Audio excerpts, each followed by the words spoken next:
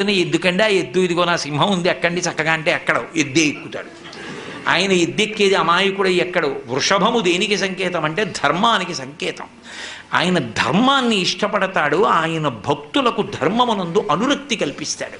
అటువంటి పరమశివ తత్వాన్ని మార్చి మాట్లాడి ఎందుకమ్మా ఆయనతో పెళ్ళేమిటమ్మా నా మాట విని విడిచిపెట్టు అని, నేను చక్కగా చూడు ఎంత యవ్వనంలో ఉన్నానో, నీకు తగినటువంటి వాణ్ణి కాబట్టి నన్ను తగిలి నీవు నా వెంట చనుదెమ్ము వనటకుంద నేత్ర వనజనేత్ర, నన్ను తగులుకుని నాతో వచ్చేయి, వదిలేయి తపస్సు అన్నాడు.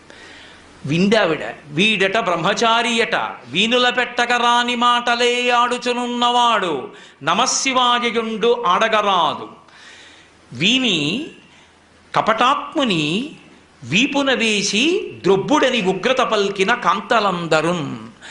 వీడు ఇష్టం వచ్చినట్టు మాట్లాడుతున్నాడు, శివనింద చేస్తున్నాడు.